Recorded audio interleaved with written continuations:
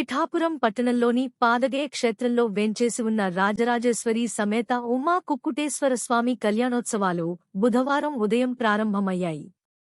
స్వామి, అమ్మవార్లకు పంచామృత స్నానం నిర్వహించి ఉత్సవాలకు అంకుర్పాలన జరిపారు.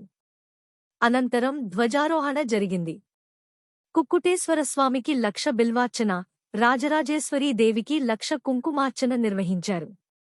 గజవాహనంపై గ్రామోత్సవం జరిగింది. సాయంత్రం కేతేపల్లి శ్యామసుందర్ శర్మ సోదరుల దంపతులు స్వామిని పెండ్లి కుమారుడు, అమ్మవారిని పెండ్లి కుమార్తెను చేశారు. అనంతరం రామకృష్ణ వాసవి కన్యకా పరమేశ్వరి కళ్యాణ మండపం వద్ద ఆర్యవైశ్య భక్త బృందం సభ్యులు ఎదురు సన్నాహాలు జరిగాయి. దక్షిణ కాశీగా విరాజిల్లుతున్న పిఠాపురం పట్టణంలోని పాదగే క్షేత్రంలో వేంచేసి ఉన్న రాజరాజేశ్వరి సమేత ఉమా కుక్కుటేశ్వర స్వామి కళ్యాణం బుధవారం రాత్రి కన్నుల పండువగా జరిగింది.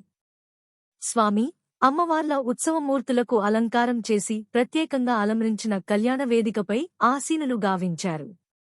ఆస్థాన వేద పండితులు ద్విభాష్యం సుబ్రహ్మణ్య శర్మ ఘనాపాటి, చెరుకుపల్లి వెంకటేశ్వర్లు బ్రహ్మహత్యంలో కళ్యాణాన్ని శాస్త్రోక్తంగా నిర్వహించారు. పిఠాపురం ఎమ్మెల్యే పెండెం దొరబాబు, స్వామి, అమ్మవారి దంపతులకు పట్టువస్త్రాలు తీసుకువచ్చారు. కళ్యాణోత్సవంలో కాకినాడ పార్లమెంట్ సభ్యురాలు వంగా గీతా విశ్వనాథ్, ఆలయ ఉత్సవ కమిటీ, ఆలయ ఈఓ, సహాయ కమిషనర్ పి. నారాయణమూర్తి, పట్టణ ప్రజాప్రతినిధులు పాల్గొన్నారు. కళ్యాణోత్సవానికి భక్తులు అధిక సంఖ్యలో హాజరయ్యారు. కళ్యాణానికి ముందు మహిళలు, చిన్నారులు నిర్వహించిన కోలాటం ఆకట్టుకుంది.